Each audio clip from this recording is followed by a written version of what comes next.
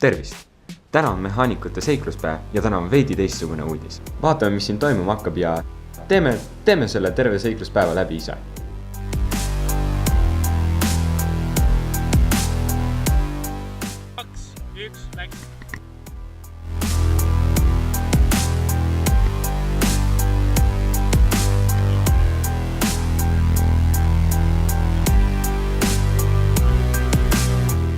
Seikluspäev on olnud väga huvitav üritus ja sel aastal pole see muutunud.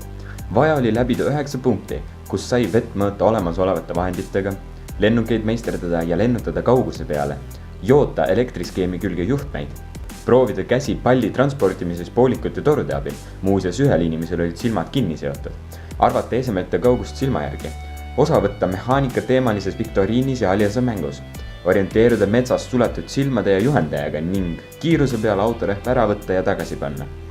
Kõikides punktides oli väga huvitav ja lõbus. Sellele kõigile järgnes äge finaal Burningul. Loositi välja hekkpiip, mille sai Kadri Kaaret ning siis oli pitsa söömine kiiruse peale. Võitjaks osutus JAP 21. Teise koha saavutasid integreeritud välismaalased ja 3. koha sai tiim nimega Etioopia. Võistlus oli pingeline ja rõõmsameelne. Korraldajate sõnul sujus korraldamine suurepäraselt ning ületas kõiki nende ootusi.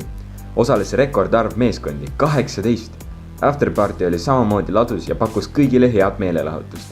Seda üritust toetas mitu erinevat sponsorit. Nende seas kuulsaimad on Red Bull, Tere, Megazone, Burning ja teised. Korraldajatel oli hea meel selle üle, et osalejad tänasid neid isiklikult. Soovitan kõigil sellest osa võtta, sest see õhtu läks muljet avaldavalt hästi.